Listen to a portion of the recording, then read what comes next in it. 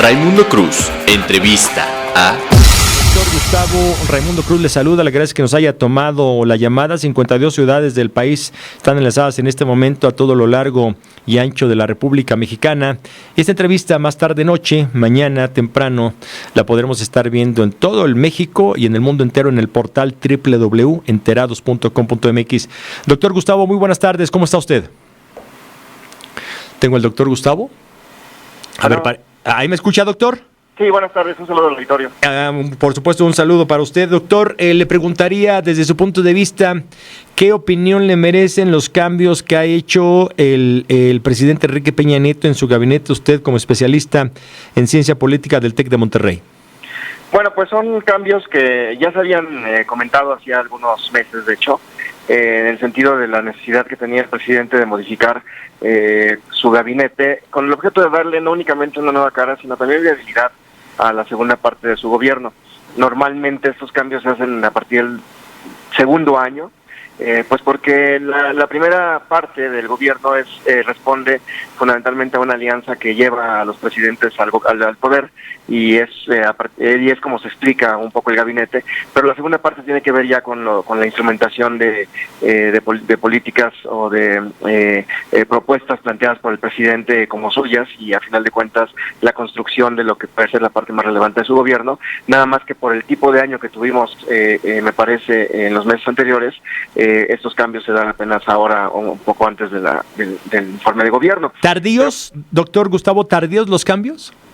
Pues es un tema, a final de cuentas, ya ahora especulativo, porque ya no podríamos decir si fueron tardíos. Creo que si hubiéramos ubicado cómo se dan estos procesos o cómo se habían dado en la historia en México, normalmente esos cambios se dan a partir del segundo año, porque es cuando cuando la duración de la primera alianza de los gabinetes más o menos comienza a menguar o comienza a terminar, comienza a haber más confrontación entre los propios integrantes del gabinete y por lo tanto comienza a haber necesidad de cambios. Aquí, como comentaba, un poco me parece que lo que ocurrió en los meses anteriores obligó al presidente a traer sus cambios hasta apenas estos meses.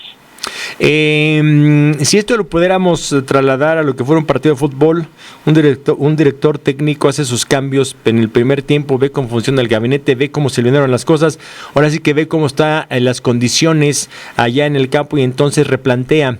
Con estos cambios, ¿qué podemos esperar los mexicanos? Porque la situación del país está dura, está difícil. ¿Qué podemos esperar los mexicanos con estas modificaciones que hace a su equipo el director técnico Enrique Peña Nieto?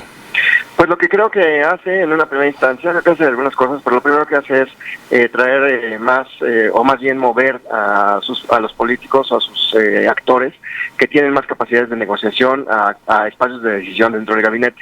Eso explica un poco el movimiento de MIT hacia desarrollo social, un poco la ubicación de Nuño en la Secretaría de Educación Pública, un poco también el movimiento de Claudia Ruiz Massieu a la Secretaría de Relaciones Exteriores. Es decir, creo que el mensaje no es un mensaje de estoy trayendo expertos en las materias, sino estoy trayendo negociadores, porque al final de cuentas la elaboración de la política pública es de los expertos, pero la instrumentación de ella tiene que ver con capacidades de negociación política para ubicar a los distintos grupos que funcionan en el contexto de un área de interés. Entonces, creo que le apuesta en una primera instancia a la negociación.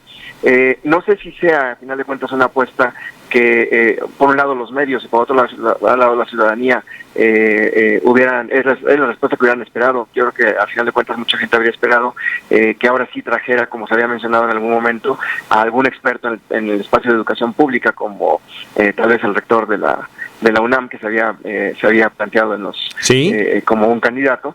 Pero la opción, o plantear la opción de Aurelio Nuño, pues es más bien mandar un mensaje en el sentido de un espacio de negociación.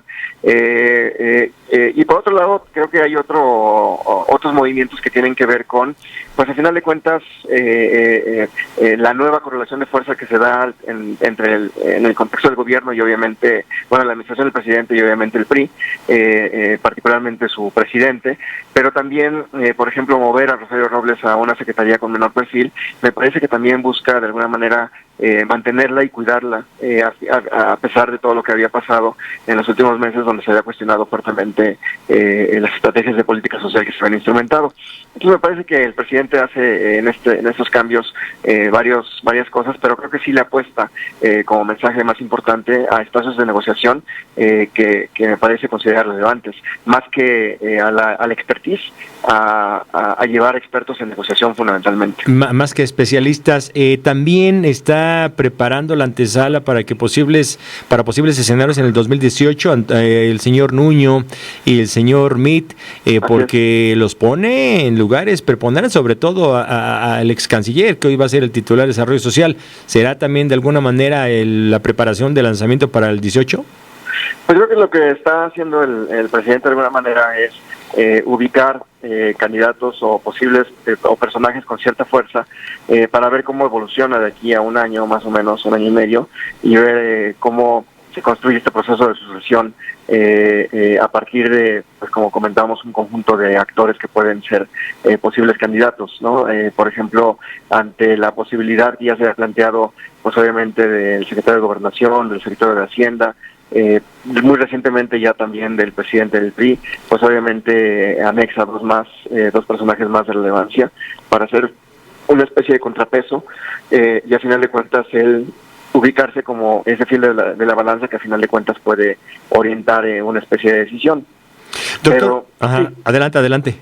Y bueno, también comentar un poco el hecho de también coincide con la designación del embajador de México en los Estados Unidos, que también obviamente refleja la decisión, por otro lado, junto con la Secretaría General del PRI, o la influencia de un grupo en particular en ese sentido, ¿no? Como catedrático de Ciencia Política, ¿satisfecho con los cambios desde su punto de vista? Bueno, creo que a final de cuentas está también esta discusión, como comentábamos, de si deberían ser expertos quienes estén al frente de las secretarías o deben ser personajes como los que están ahora.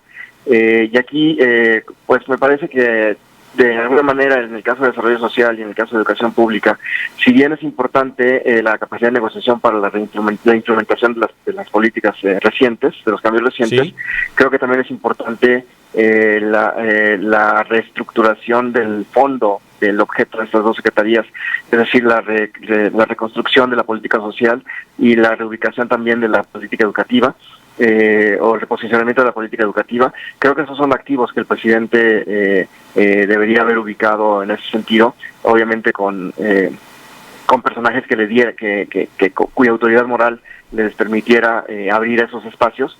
Tal vez esa sería la única opinión, pero al final de cuentas, pues la opción del presidente fue enviar más bien a políticos más o menos con cierta capacidad de negociación, me parece, para administrar un poco el tema de ambos temas en términos, claro, de lo que ocurre actualmente. Claro. Doctor Gustavo López Montiel, catedrático de Ciencia Política del TEC de Monterrey, un gusto saludarle, muy buenas tardes. Gracias, un saludo a la auditoría.